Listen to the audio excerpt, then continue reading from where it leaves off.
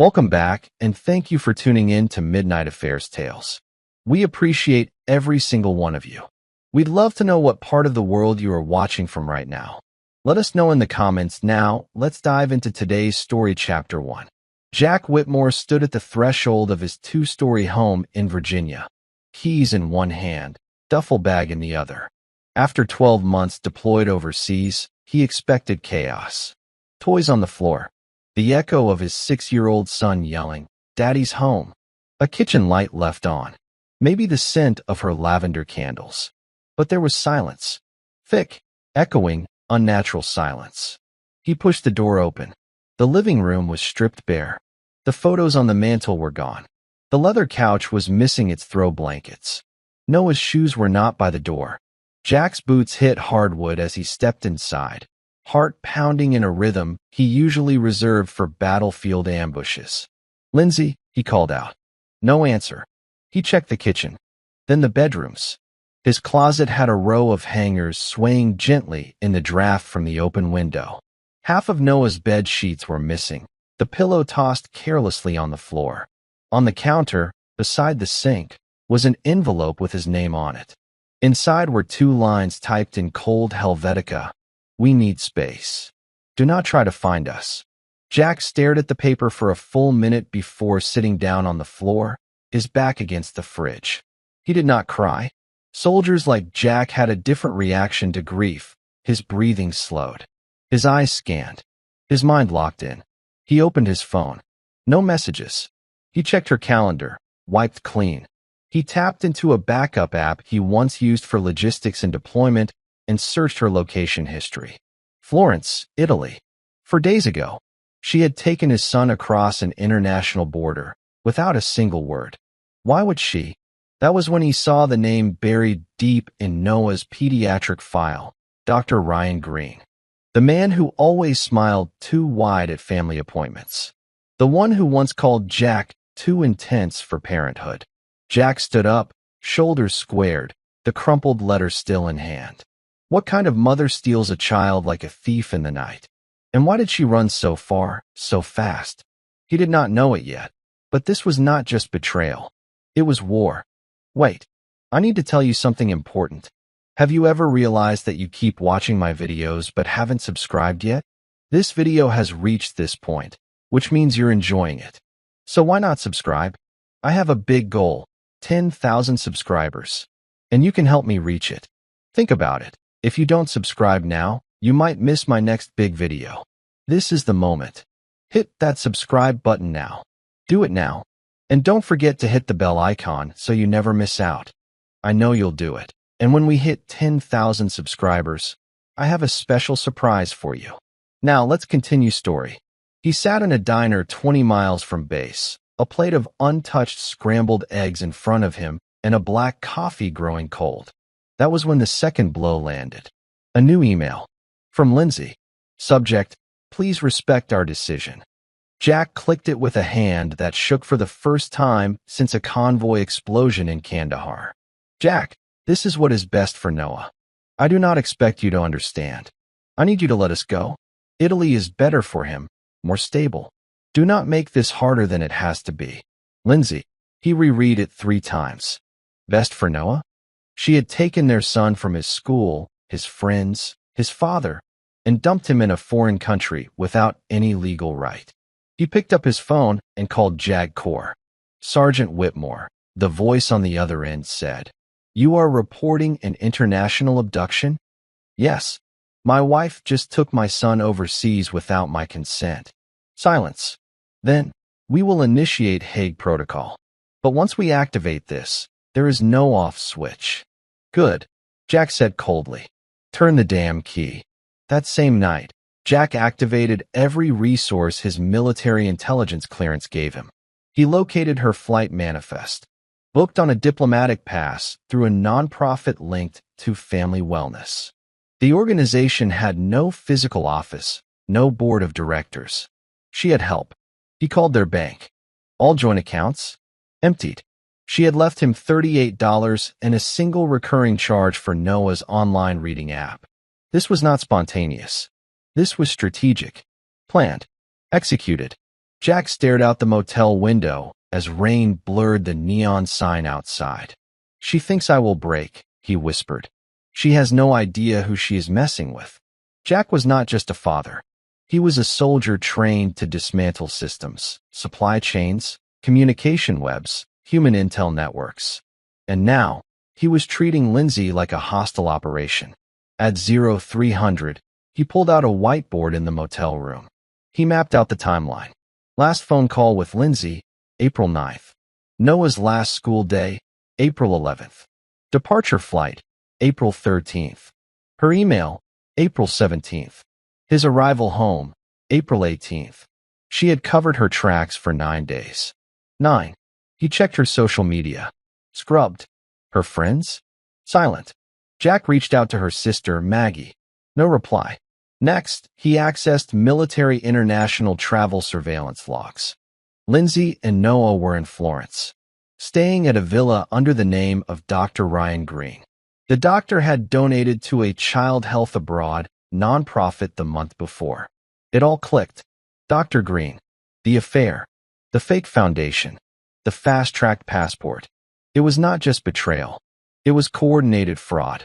He called his attorney. She committed custodial interference. That is a felony, the lawyer confirmed. Then why is she walking around Tuscany drinking wine while I sit here alone? Because she had a head start. Jack slammed the receiver down. He stared at his son's favorite action figure, still lying in his duffel bag from their last visit. Then he did what he had not done in years. He cried, not because of pain, because he knew what had to come next. He was going to burn their world to the ground, one quiet, calculated move at a time. Jack had seen the man before. Ryan Green. Trim beard, expensive shoes, plastic-perfect smile. The guy who always stood just a bit too close to Lindsay during Noah's checkups. Jack had thought it was arrogance, maybe just that overconfident doctor energy. But now it felt surgical, calculated. He pulled up old appointment records. There it was. Ryan had been Noah's primary care physician for nearly 3 years.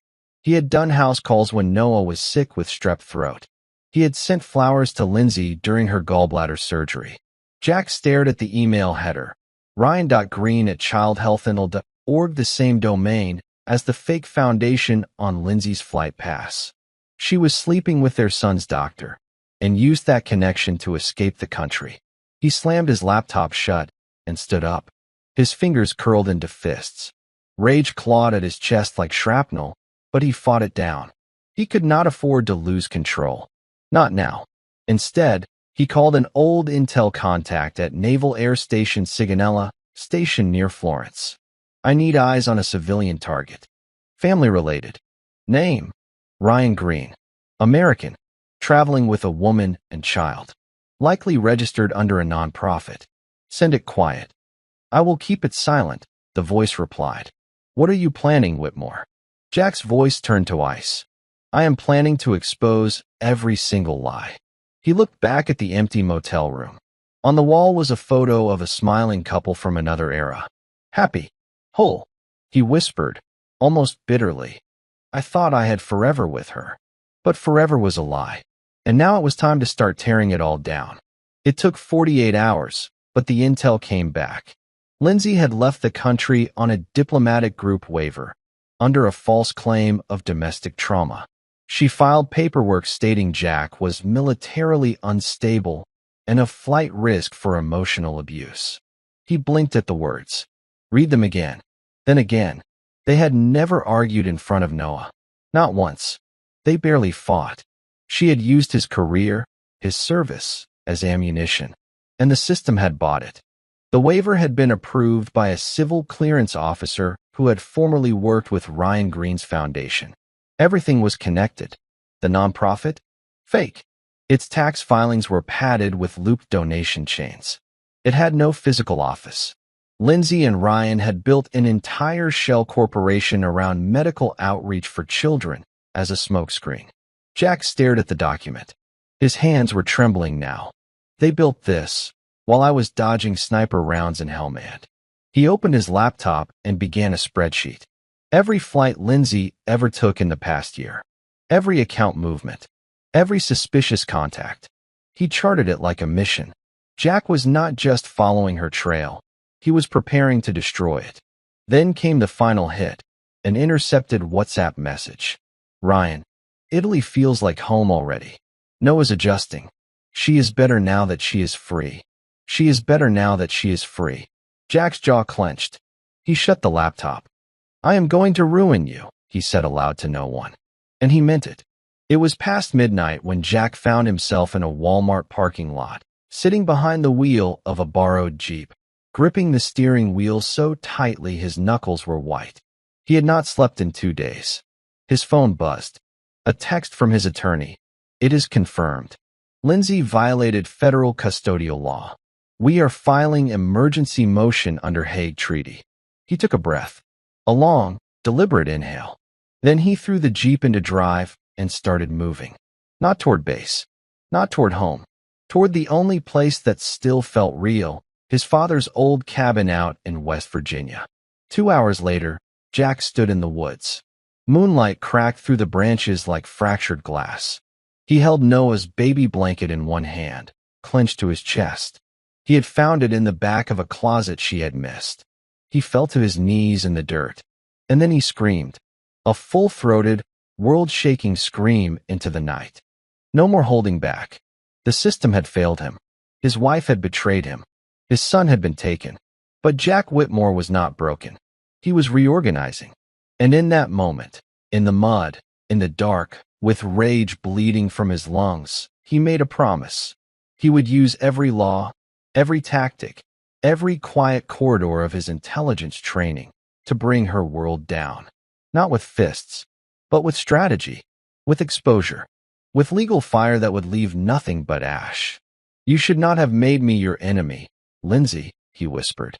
You should have left my son out of it. At exactly 0600 hours, Jack walked into the regional military legal office like he was stepping onto a battlefield. The lieutenant behind the desk stood when she saw his face. Sergeant Whitmore, we were told you would be activating Hague custody action. Jack placed a folder on the desk. It thudded like a brick. Everything is in there. Proof of abduction, her falsified documents, my deployment records, Noah's birth certificate. I want the protocol activated today. The lieutenant flipped through the file, her brows furrowing. She filed an affidavit claiming emotional endangerment. Used your PTSD diagnosis from 7 years ago.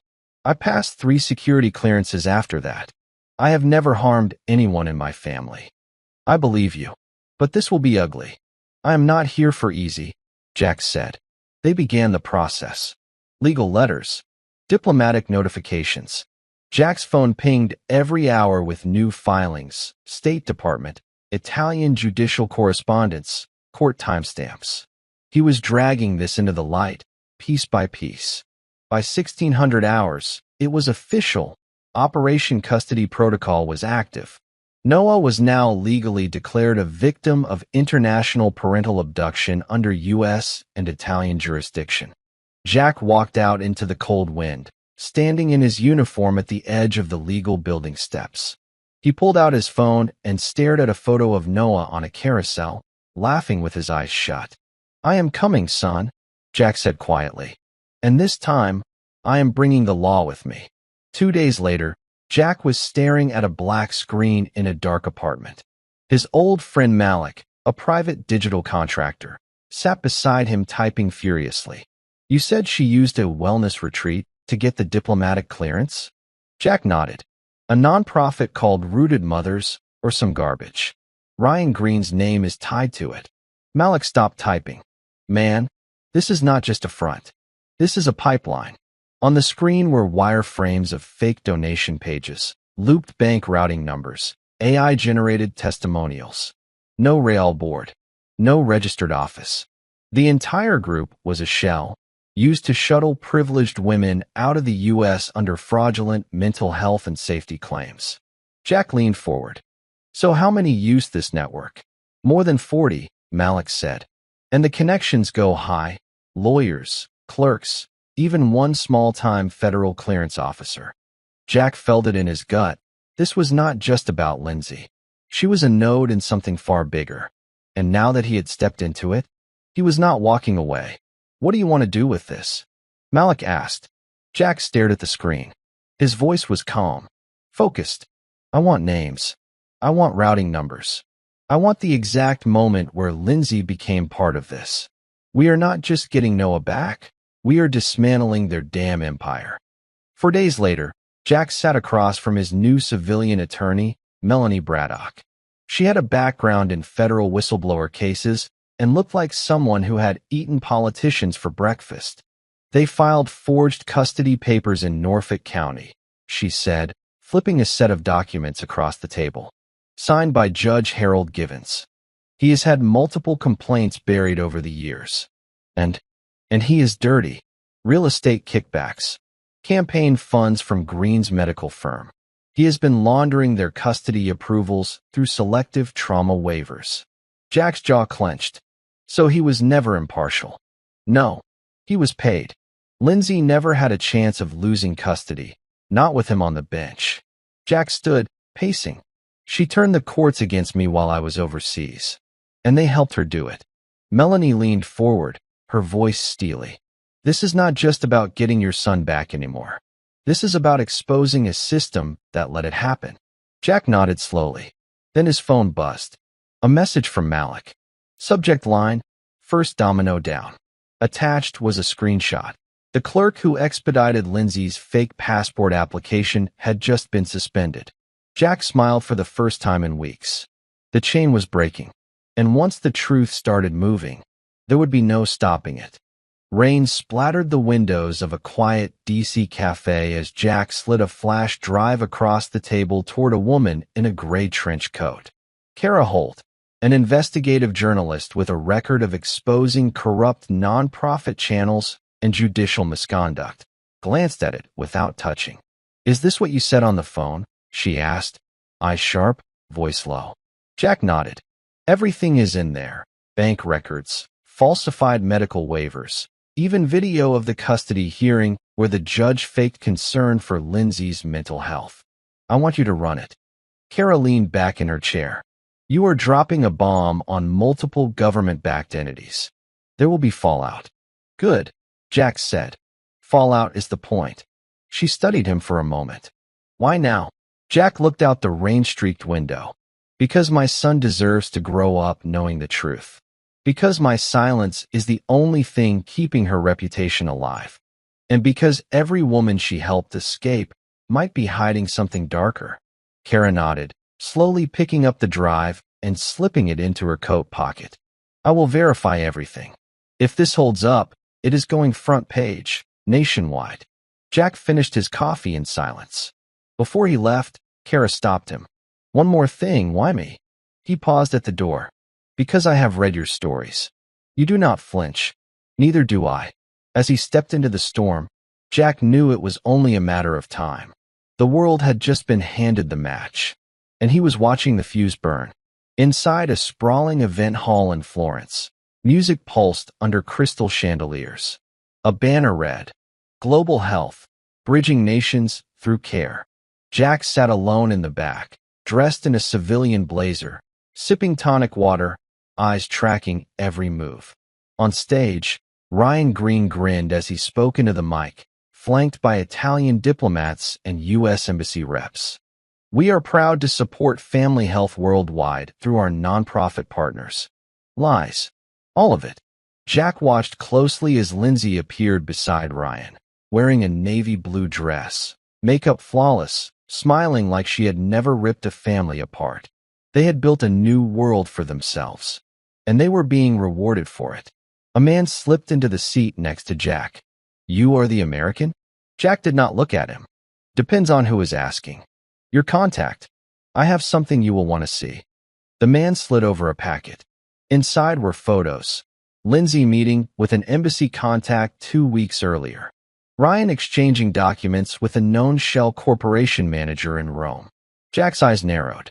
This is proof they are using medical aid grants to fund private offshore accounts. This is not just lying. It is international fraud, the man whispered. "Are you willing to testify?" The man hesitated. "I have family. But if the story breaks first, I will confirm. Jack nodded, standing slowly. He looked back toward the stage one last time. Lindsay and Ryan were laughing, hand in hand, basking in applause. They had no idea the floor was already crumbling beneath them. Jack whispered to himself, "Smile while you can." Back in Virginia, Jack walked into O'Malley's tavern and found Adam Myers sitting at the bar. Adam, his best friend since ROTC, godfather to Noah, and until recently, one of the only people Jack trusted. Jack sat beside him without a word. Adam stiffened, sipping his beer. "I was wondering when you would show." Jack turned to him, calm but cold. "How long did you know about them?" Adam stared ahead. "Jack, how long, Adam?" A long pause. 6 months. Jack's heart twisted. "And you said nothing?" Adam looked down. "It was not my place. She said it was over. That it was just once." "Once." Jack laughed bitterly. "They are living together in Italy, Adam. She took my son. They built a lie with legal protection. And you stood there and watched." "I did not know about Italy. I swear." Jack leaned in. "I needed you. And you picked silence." Adam's voice cracked. "I thought I was protecting Noah. I thought if I pushed, she would just shut me out too." Jack stood up slowly. "You made a choice. And now you are just another part of the wreckage." Adam grabbed his arm. "Let me make it right." Jack pulled away. "You cannot. You helped her rewrite the truth. And now I am the one piecing it back together." He left the bar without another word. Outside, he exhaled sharply into the cold night. The betrayal just kept multiplying. But every lie brought him one step closer to exposing the whole system. And Jack Whitmore was not done digging. Not even close. Florence. Sunset. Gold light painted the cobblestone alleyways as Jack stood outside the private medical wellness clinic. He had no appointment. He did not need one. Inside Dr. Ryan Green walked down the marble hallway, clipboard in hand, laughing with a nurse. He stopped cold when he saw Jack standing by the front desk. For a split second, something flinched in Ryan's eyes, recognition, maybe fear. But it vanished quickly, replaced by that same smug, polished grin. "Well, if it is not the hero himself," Ryan said smoothly, adjusting his cufflinks. "Long way from home, Sergeant." Jack did not smile. "Let us cut the theater. You know why I am here." Ryan leaned against the desk, unbothered. "Italy's beautiful this time of year. Great food, better wine. You should enjoy yourself before flying back to wherever the military hides its damaged goods." Jack stepped closer. "You stole my family." Ryan shrugged. "No. She left. You just were not there to notice it happening." Jack's fists clenched. His jaw tightened. "She was lonely, Jack. You were married to the uniform. Someone had to step in." Jack's voice dropped. Quiet. Controlled. Dangerous. "I am going to burn everything you built. Not with bullets. With evidence. Paper trails. Depositions. Your career, your credentials, your reputation. I am going to reduce it all to smoke." Ryan laughed softly. "You think Italy cares about American military tantrums?" Jack handed him a sealed envelope. "Notice of Hague Convention violation. You are a named co-conspirator in a custodial kidnapping. Civil charges incoming. Criminal ones, pending." Ryan's smirk wavered. Jack walked out without waiting for a response. He had made his presence known. And Ryan Green finally knew. This war was not over. It was just beginning. Jack sat on a rooftop overlooking the villa where Lindsay and Ryan were staying. Below, through an open patio door, he could see Noah playing with blocks on the living room floor. His heart ached. Every part of him wanted to run down there and pull his son into his arms. But he could not. Not yet. Instead, he pulled out a compact drone controller and launched a small, silent quadcopter into the air. It hovered just outside the villa's second-floor window. Inside, Lindsay was on the phone. "Jack is unstable," she said. "He is following us. You said we would be protected." Ryan's voice, muffled but clear enough, replied, "He is just bluffing. He has no legal standing here. Let him spiral. He will eventually snap, and then we use it." Jack's fingers tightened on the joystick. They were not just hiding. They were waiting for him to break, so they could paint him as the violent one. He lowered the drone and snapped stills from the live footage. Lindsay, Noah, Ryan, the conversation. Proof. He sent them immediately to Kara Holt and Melanie Braddock. Subject line, narrative control. Then he whispered, just above a breath, "You are not going to win this with lies." He stayed there for hours, watching his son from a distance, observing every small smile, every laugh, every flicker of innocence. He was a ghost to his own child now, but not for long. Jack stood and packed the gear away. Noah would know the truth, and so would the world. Back in Washington, Jack sat across from Melanie Braddock in her downtown office as she reviewed a file thick enough to crack a desk. This is Lindsay's legal counsel, Heather Madsen. She filed the custody bypass documents in under 48 hours. That should have taken months. Jack leaned forward. She bypassed protocol. How? Melanie flipped to a flagged page. She cited abuse, then rushed the case to Judge Givens, our old friend. No corroborating witness. No evidence. Just Lindsay's word, a sealed affidavit, and a note from Ryan Green's clinic. Jack's knuckles pressed into the armrests. They fabricated an entire trauma claim, and the court rubber-stamped it. Yes, Melanie said, eyes sharp. And I found something else. Madsen is listed as a silent partner in Rooted Mothers. Jack froze. She is part of the nonprofit? She helped build the whole system. She handles the legal angles for dozens of runaway custody cases. Jack stood and paced the room. This is bigger than just a stolen child. This is organized criminal fraud using the language of trauma and mental health. And they are hiding behind it like a shield, Melanie added. If we expose Madsen, the rest will follow. Jack turned, eyes focused. Then we bring the whole structure down, one floor at a time. Melanie nodded. You will need patience. Jack's voice was stone. I have patience. What I need now is fire. Jack cleared off the wooden table in his late father's cabin. He rolled out a massive sheet of tactical paper, the same kind he had once used for field ops in Syria. But this war was not overseas. It was personal. At the top of the chart, he wrote in bold black marker, Lindsay, Green, Madsen, Givens. Then beneath it, Rooted Mothers. Medical fraud. Custody violations. This was no longer a family dispute. This was racketeering. This was a criminal operation dressed in yoga pants and wellness retreats. He placed photos across the board. Lindsay at the villa, Ryan at his gala, Judge Givens shaking hands with Green at a private dinner, Heather Madsen's property deed linking her to Rooted Mothers HQ. Next, he opened his laptop and patched into a secured call with Kara Holt. You want a story? He said. I am building a case that will bring down a legal and medical laundering ring built on fake trauma claims. Kara replied, And you have hard evidence? I have whistleblowers, documents, surveillance footage, cross-border financial ties, and more coming. This will explode, Jack. I wanted to. He ended the call and brought up a map of Italy, linking it to US-based nodes. Then, he added a new name, Senator Raymond Kellis. He had just discovered the senator's wife had filed a trauma waiver through Rooted Mothers, 22 days before donating $200,000 to their mental health initiative. This was not just fraud. It was political protection. Jack stared at the web he had created. It looked like a battlefield, and he was about to march straight through it. The villa was quiet that night, the city glowing in the distance like candlelight beneath a dark velvet sky. Jack moved silently across the outer garden, crouched in shadows. He was not breaking in. He was observing, recording, documenting. Through the kitchen window, he saw Lindsay pacing, on the phone.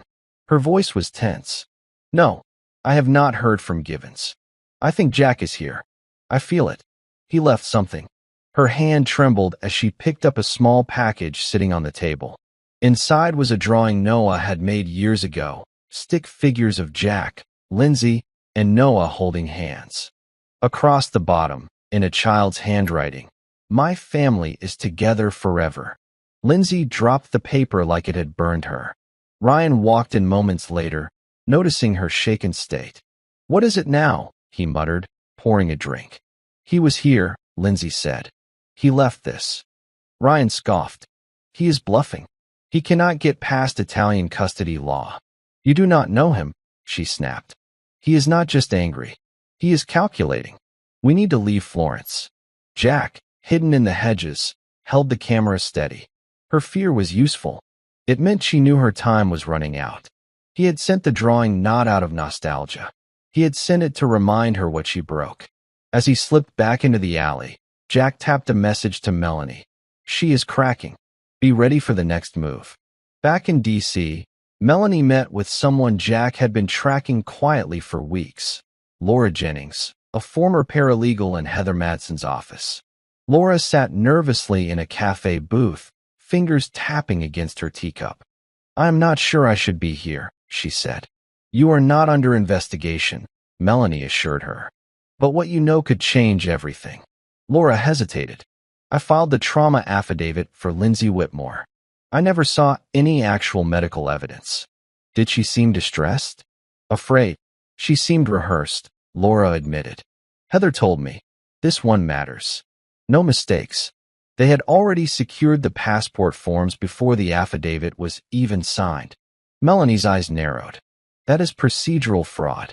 "There is more," Laura whispered. "I found a binder once. Codes, names, flagged judges. There was a list of cases they had cleared through a fast-track pipeline. Lindsay's case was at the top." Melanie leaned forward. "Would you testify?" Laura shook her head. "I will not go public, but I will confirm the documents if you get them." As she left, she slid a flash drive across the table. "If anyone asks, you never saw me." Back at her office, Melanie plugged in the drive. It was all there. Emails, internal routing slips, false affidavit templates, even a memo titled, "Emergency Trauma Custody, Italy Fast Channel." She picked up the phone and called Jack. "You were right. We have our first crack in the wall." Jack's voice was calm. "Then push until it all comes down." It was just past 3 a.m. when Malik sent the message. "Got it. Ryan's offshore accounts. Sending now." Jack sat in the glow of his laptop, eyes scanning through encrypted spreadsheets. There it was, a web of hidden transactions stretching from Italy to Luxembourg to the Cayman Islands. Ryan Green had funneled over $1.6 million through offshore shell companies. Names matched previous rooted mothers, donors, but Jack could now prove they were fake. One transaction was tagged RM Grant, F20, and led to a private investment account under Lindsay's name. She was not just a passenger in the fraud. She was a partner. Jack forwarded the files to Melanie and Kara with a message. "We can prove money laundering. Get ready." An hour later, Melanie called. "These funds. They do not just prove fraud, they prove motive.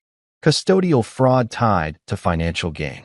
That flips the narrative completely." Jack leaned back in his chair, eyes locked on the screen. "Then let us flip it."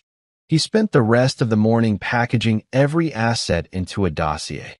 Emails, transfer logs, passport approvals, offshore payments. The plan was no longer about revenge. It was prosecution. He hit send, then sat back in silence. He was not just fighting to bring Noah home anymore. He was building the case that would bury them. Jack stepped into the marble atrium of the Florence courthouse. The echo of his boots on tile rang like a war drum. Beside him, his Italian legal liaison, Sofia Minetti, whispered, "Judge Rosario. He is stern, but fair. He follows Hague rulings closely." Good. They entered the chamber. Lindsay was already seated on the opposite bench. She wore a charcoal blazer, lips tight, hair styled like nothing was wrong. But the way she clutched her handbag said otherwise. Ryan was not present. Coward. The judge entered and sat. The hearing began. Jack's lawyer laid out the argument. Lindsay had illegally removed a child across international borders, under fraudulent medical claims, and without joint custody consent. She had used fake trauma waivers and manipulated court processes with help from known corrupt officials. Lindsay's lawyer countered with claims of emotional instability and safety concerns. Judge Rosario raised an eyebrow. Is there medical documentation? No, Your Honor, the attorney admitted. But the mother acted in. Speculative fear is not legal justification for international parental removal, the judge cut in. Jack remained composed. Then came the pivotal moment. Sophia submitted the financial dossier. The judge flipped through it in silence. When he spoke again, his voice was colder. You will both appear again in 2 weeks. But I am warning you now. This is no longer just a custody matter. It may become criminal. Lindsay looked like the blood had drained from her face. Jack stood, nodded respectfully, and walked out without looking at her. Outside, Sophia whispered, "That landed hard." Jack replied, "She wanted to control the story." He looked up at the sky. Now the story is controlling her. 2 weeks later, Jack returned to the courthouse for the emergency session. He was early. Lindsay was late. The judge was not amused. When she finally arrived, she appeared disheveled, eyes tired, movements restless. Gone was the confident facade. The hearing began, but this time Judge Rosario was no longer patient. You defied court orders. You presented no new evidence. You failed to notify the father within the proper window, and now you are refusing to comply with emergency visitation rights. Lindsay's voice trembled. Your Honor, Jack is a trained soldier. He is manipulative. He is watching us. Jack stood slowly. I am watching my son be used as a human shield. Gasps echoed. Rosario banged the gavel. Enough. Ms. Whitmore, as of this moment, you are in violation of the Hague Convention. If you do not allow supervised visitation within 72 hours, I will issue a court-ordered transfer of custody under international law. Lindsay's lawyer tried to object. The judge silenced him. The evidence speaks louder than you.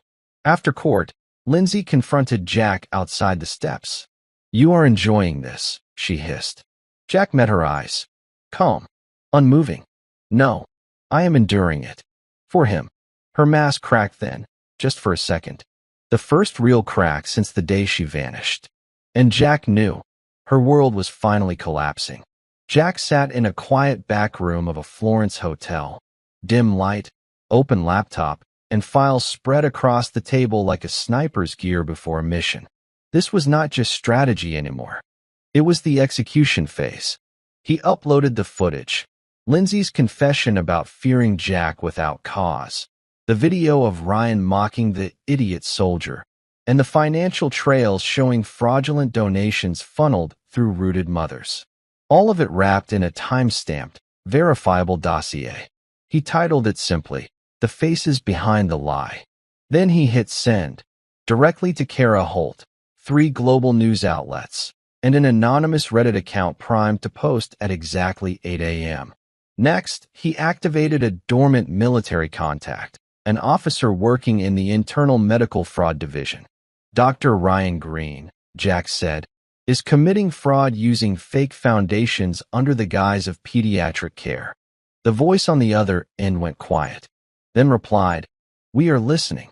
By morning, the wildfire had started. Twitter, Reddit, Facebook, medical forums. Lindsay and Ryan's names began trending for all the wrong reasons. Ryan's clinic locked its doors. Lindsay disabled her Instagram. The media dubbed it the Florence custody conspiracy. But Jack was not watching headlines. He was outside a small cafe, watching Noah through the window, sitting beside a teacher during supervised visitation. His son was smiling. Jack wiped his eyes quietly, not from sadness, but from purpose. One system had failed him, but now he was tearing down the one that protected them. And he was just getting started.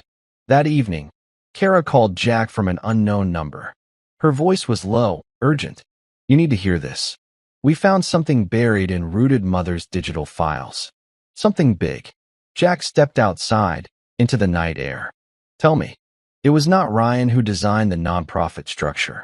It was Lindsay. Jack froze. What are you talking about? I mean exactly that. She was not just part of it. She was the architect. 3 years ago, she incorporated the Rooted Mothers framework under a different name, then transferred control to a dummy board. Ryan joined later. Jack's breath caught. So she created the exit pipeline? Yes. And the trauma waiver templates? Hers. She wrote them. Every time she cried in court, that was performance based on scripts she invented. Jack leaned against the stone wall. The weight of it hit harder than he expected. He had been fighting her as a manipulated pawn. Now he realized she had been the queen all along. How many families? He asked. Too many, Kara said. He hung up without another word. Inside, he stared at a photo of Lindsay from their wedding day. Sun in her eyes, soft smile, hand in his. He whispered to no one, "You did all this. And you still looked me in the eye every day like I mattered." It was not just betrayal anymore. It was premeditated warfare. And Jack was now facing the real enemy. Not a coward doctor, not a corrupt judge, but the woman he once trusted with his future. Lindsay's hands trembled as she stuffed documents into a black duffel bag. Her phone buzzed again. News alerts, media requests, death threats, even her mother calling to say, "What the hell did you do?" She looked at Ryan, pacing beside the fireplace. "We need to go? Tonight," she said. "I have passports, cash, new identities, the old 1-2 escape plan." Ryan's face was pale, sweat beading his forehead. "You said this was foolproof," he snapped. "You said he would break down, not blow the entire system open." Lindsay stopped packing and grabbed his collar. "You think I did all this just to cry in court and let him take control? No. I built Rooted Mothers because women like me needed power, escape, leverage.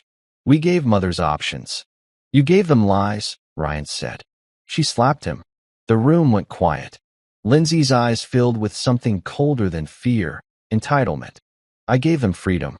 Jack is the one playing the victim." But she knew, deep down, it was over. She had underestimated Jack Whitmore. She thought his discipline was just muscle, that his kindness was weakness. But he had turned out to be everything she feared. And now the walls were closing in. As sirens echoed faintly in the distance, Lindsay zipped the bag and looked toward the door. "Pack. Now. We leave tonight." But what she did not know, Jack had already blocked every route out. He was not just taking her down in court anymore. He was closing the net. And she had no way out. At 2:17 a.m., Jack received a single-line message from Malik. "You need to hear this one yourself." 10 minutes later, Jack was on a secure call, headphones on, sitting in complete darkness. Malik played the clip, audio stripped from a corrupted Rooted Mothers server backup.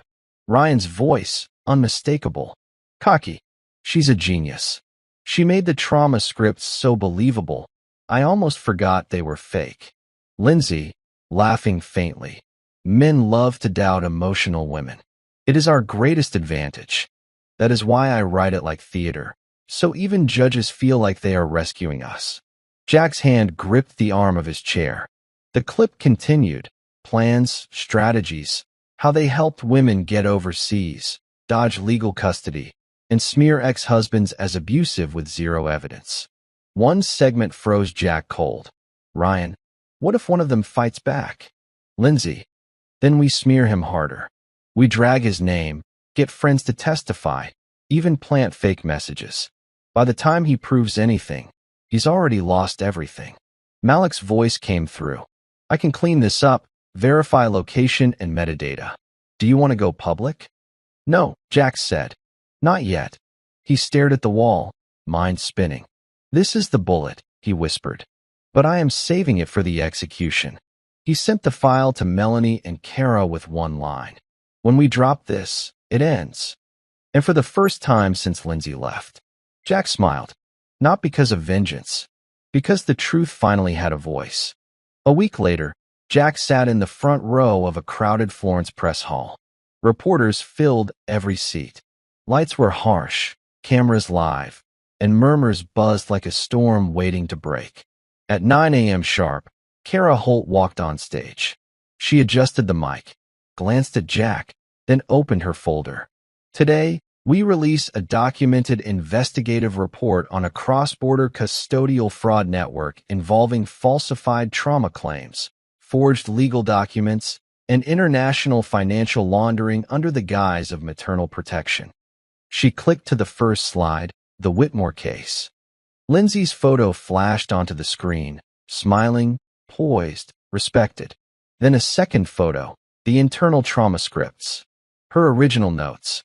Her financial accounts tied to rooted mothers. Gasps filled the room. Slide after slide peeled back the deception. Ryan's medical fraud. Judge Given's campaign donations. Heather Matson's legal shortcuts. Lindsay's original trauma templates. All annotated, with her own voice recorded on the planning calls. Then came the final audio. The one from Malik. Dead silence filled the room as Lindsay and Ryan were heard, in their own words, describing how they exploited the legal system. By the time it ended, no one was blinking. Kara looked up. Everything you just saw is being turned over to U.S. and Italian authorities. Full documentation will be released to the public. Reporters erupted with questions. But Jack was already leaving. He did not need to hear the noise. The grenade had been thrown. And now, he was walking away from the explosion. Jack sat quietly on the porch of a weathered farmhouse outside Richmond, Virginia. Across from him sat Evelyn Whitmore, Lindsay's mother. She had called him in tears after the press conference. "Please come. I did not know it was all like this." He was skeptical, but curious. "I saw the news," she said, pouring tea with trembling hands. "The voices. The accounts. I knew Lindsay had changed, but I thought it was grief. The stress of motherhood. I never imagined this." Jack watched her carefully. "You vouched for her in court. Wrote a letter of character. She begged me," Evelyn said softly. "Said you were becoming dangerous. That Noah was scared of you. She showed me screenshots." Jack's voice was tight. "Fake screenshots." Evelyn's eyes welled. "I believe that now." There was silence between them. Heavy, painful. "She used all of us," Jack said. "You, the court, the media." She turned motherhood into a business strategy. Evelyn nodded slowly. "I want to testify." Jack raised an eyebrow. "I want to tell them what she told me. How she said you would never be able to prove anything. How she mocked the system behind closed doors. I need to make it right." Jack nodded once, slowly. "You cannot undo what happened," he said. "But you can help make sure she never does it to anyone else." Evelyn looked down at her tea. "I raised her," she whispered. "And now I do not recognize her." Jack stood to leave. "Neither do I," he said quietly. "But the world is starting to." The conference had barely ended when the first wave hit. Emails flooded media inboxes with a single link. A private YouTube upload titled, "The Architect's Confession Unedited." Jack had uploaded the full audio Malik recovered. No cuts, no narration, just Lindsay and Ryan, casually laughing while outlining their trauma manipulation strategy. The file went viral in under 10 minutes. Hashtags exploded. Hashtag Whitmore Truth, hashtag Custody Conspiracy, hashtag Rooted Mothers Scam. Influencers weighed in. Legal analysts dissected the implications. Parents around the world reacted with horror. By the end of the day, Rooted Mother's website was shut down. Anonymous whistleblowers came forward from inside the nonprofit. Former clients began to question their involvement. Jack watched it unfold from a quiet balcony in Florence. He did not speak. He did not gloat. He just sent a message to Kara Holt. Release Phase 2.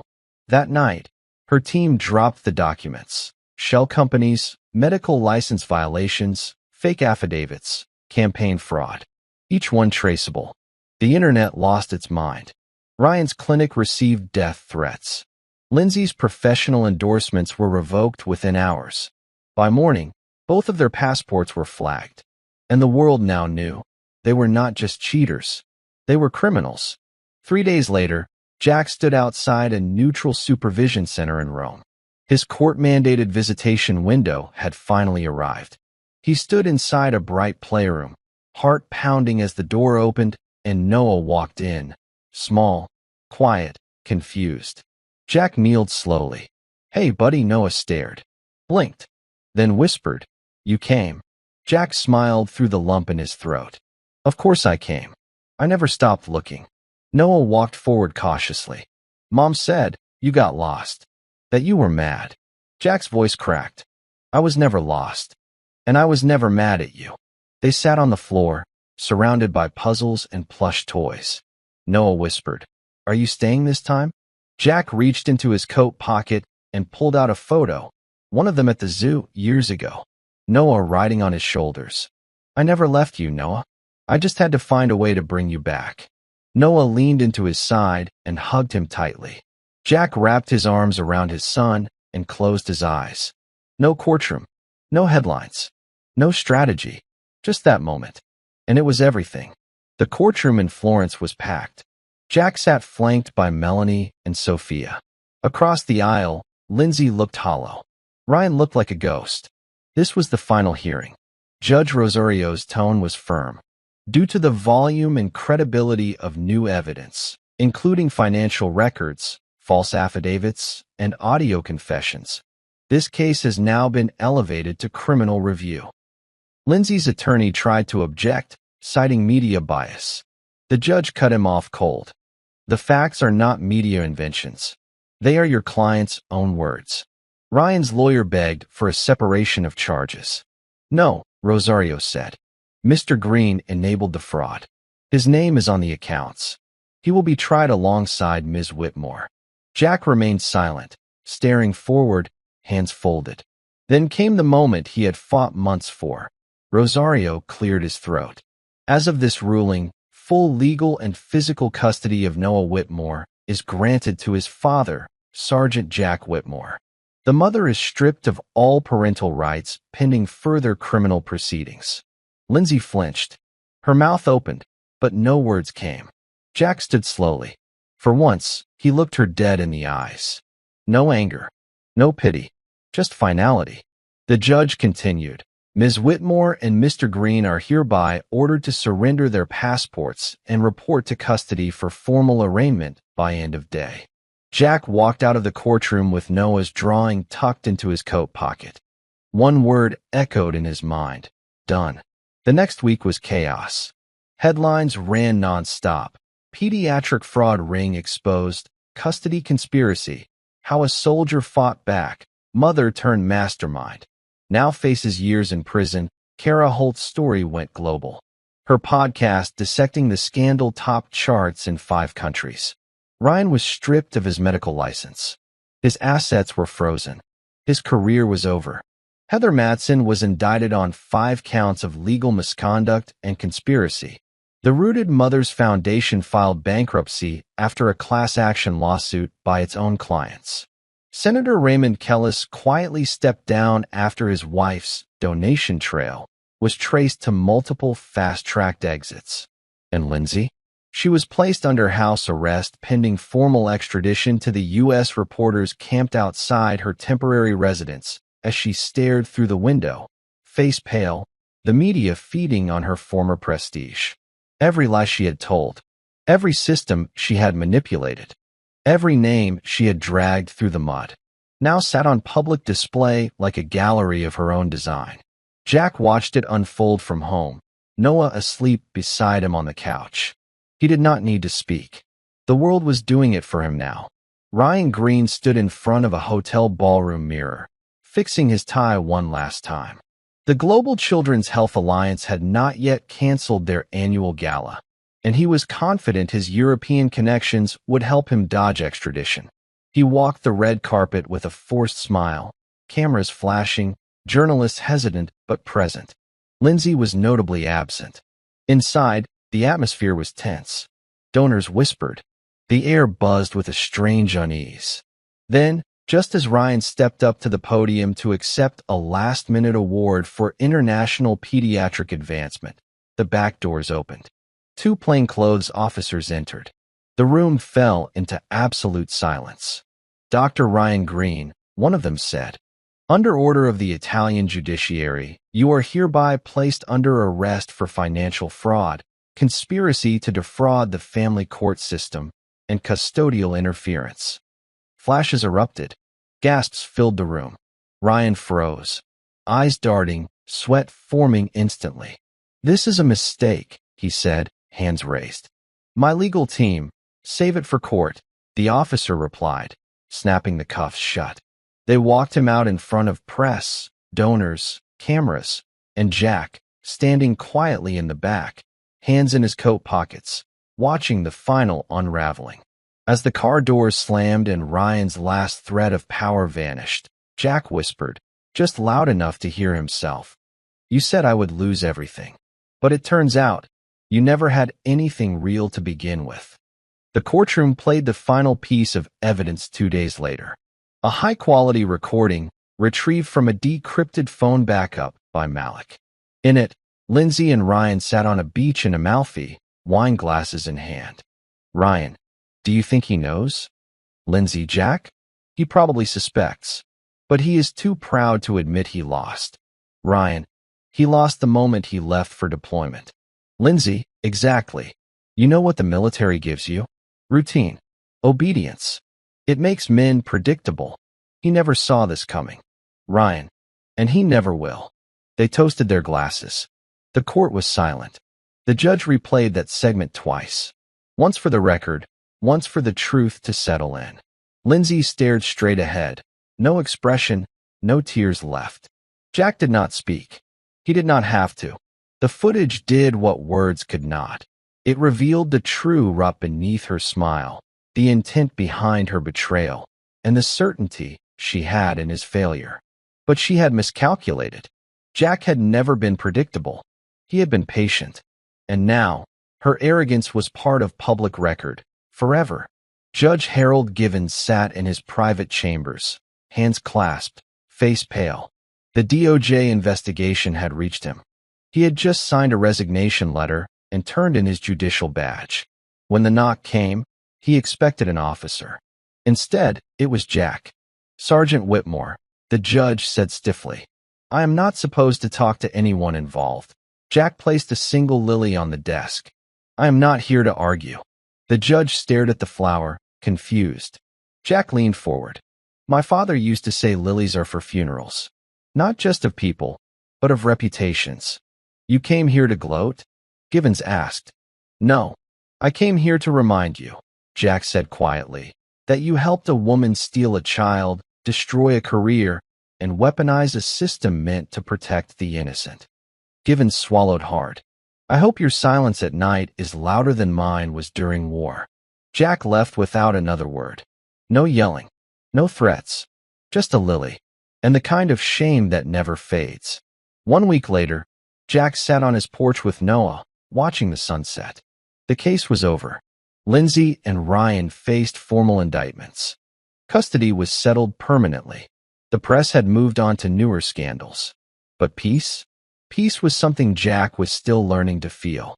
"Dad," Noah asked, staring at the fading light, "are they mad at you?" Jack glanced down. "Some people might be, but most?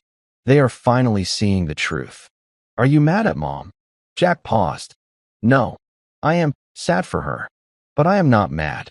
That is too easy. What she did was wrong, but we survived it.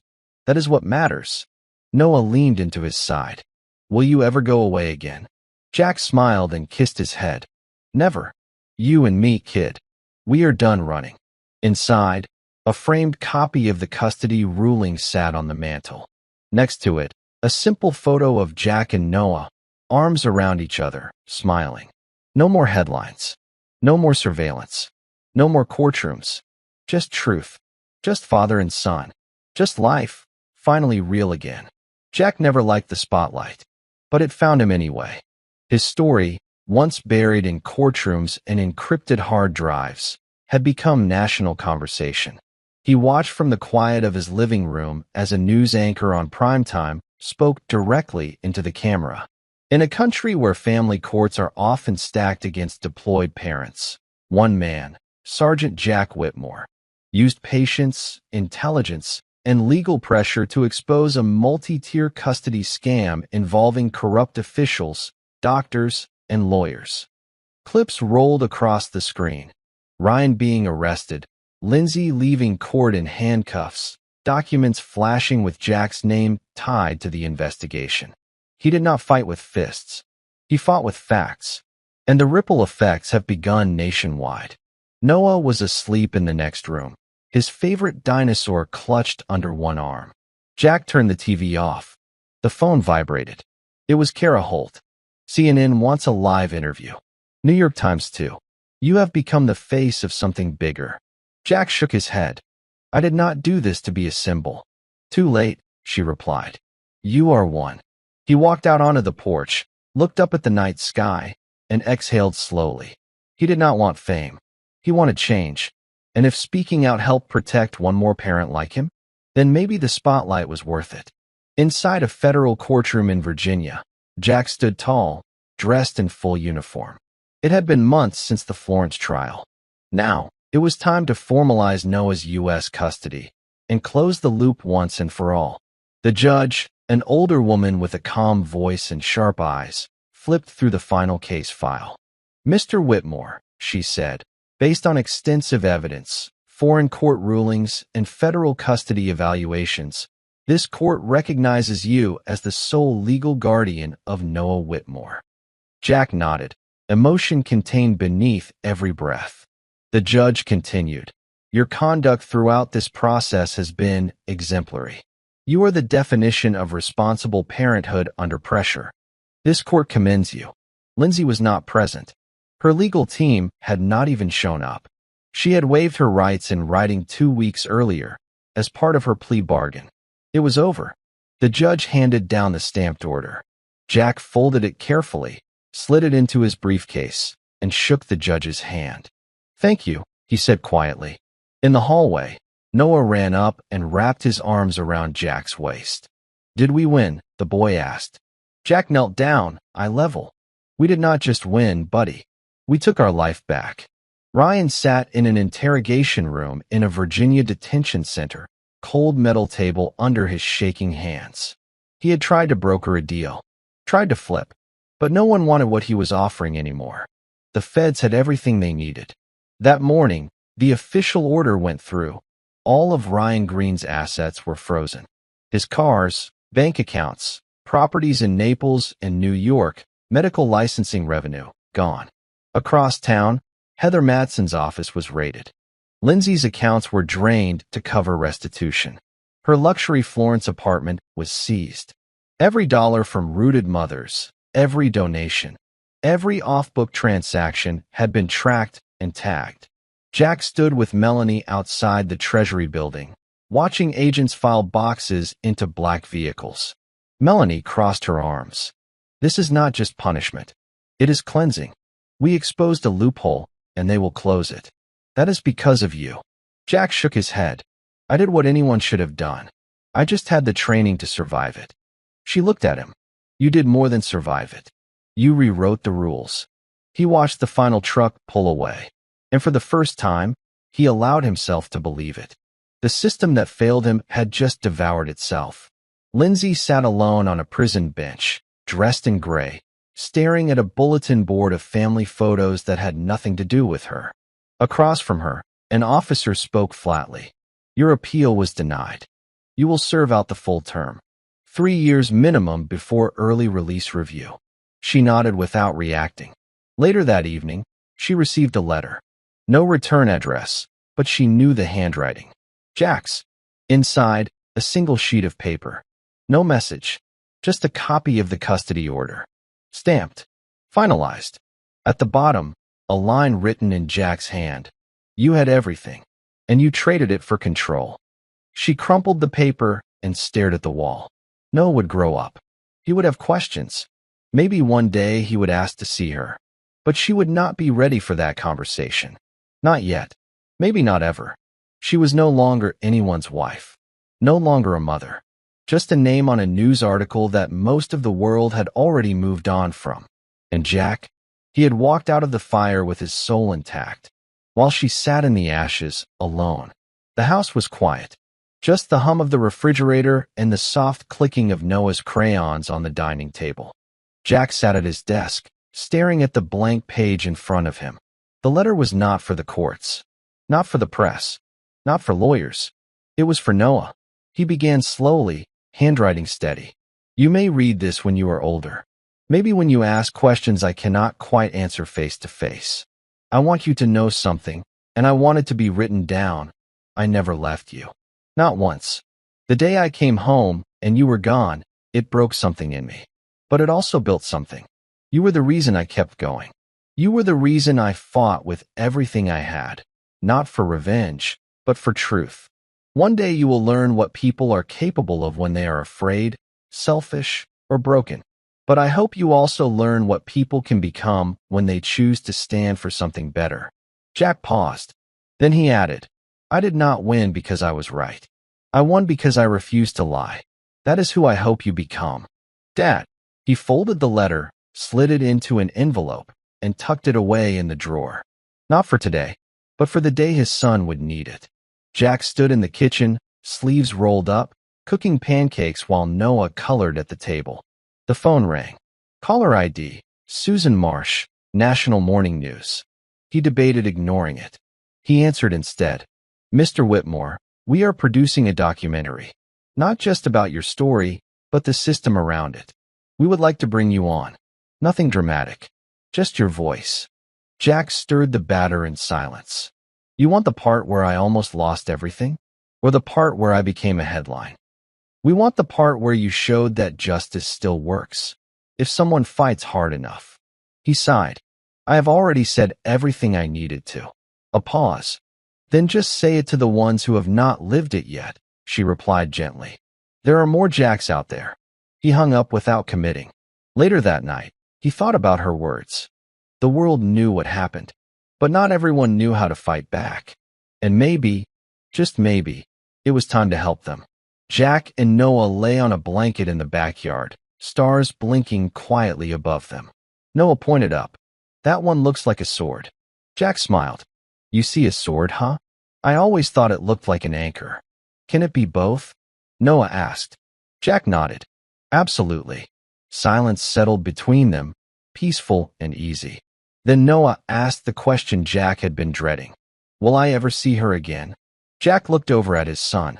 I do not know, he answered honestly. Maybe one day, when you are older, when you are ready. Noah rolled over, resting his head on Jack's chest. Okay, he whispered. As long as you are here.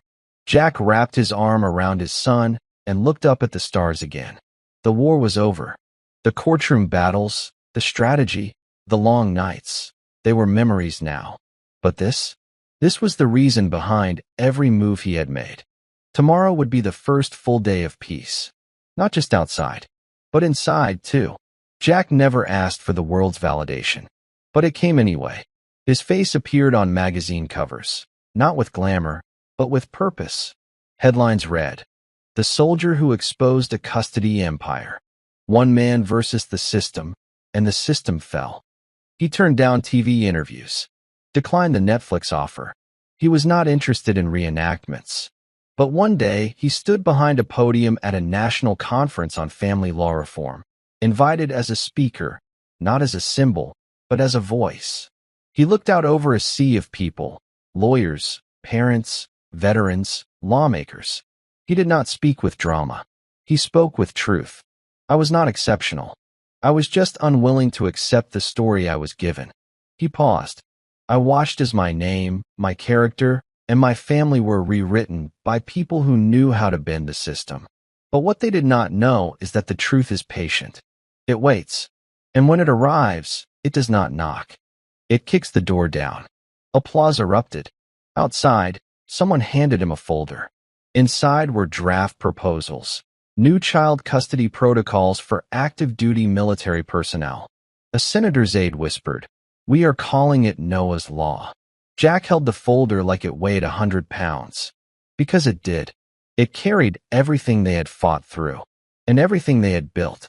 2 years later, Jack stood outside the new Noah Whitmore Advocacy Center, a nonprofit legal resource group offering free legal aid for parents caught in international custody disputes. He had not planned to start it, but the families kept writing to him. Fathers, mothers, veterans. I lost my daughter the same way. My ex filed a trauma claim just like that fake one. You gave me hope I had no idea I needed. So he did something about it. He partnered with Melanie. Kara joined as a media strategist.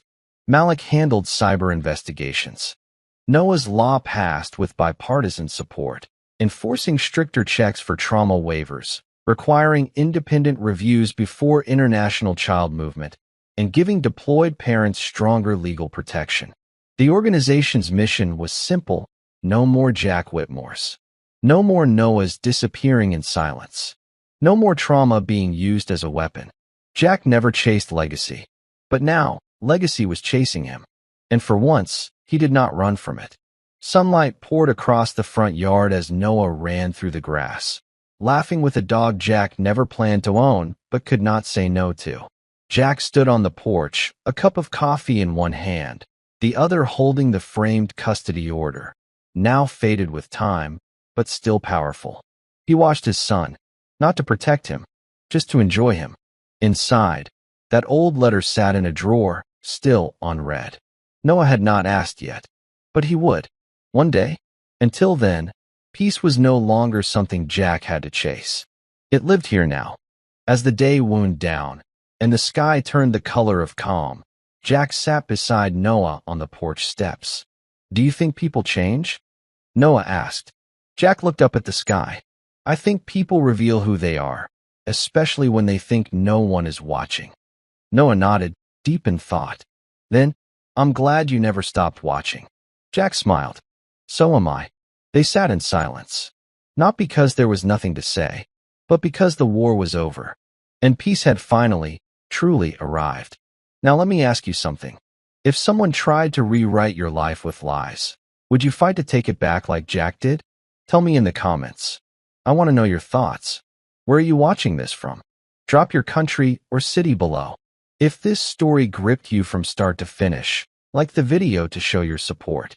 Subscribe for more epic revenge sagas and emotional thrillers. This was not the last. We will meet again in the next unforgettable story. Until then, take care of your truth and protect what matters most.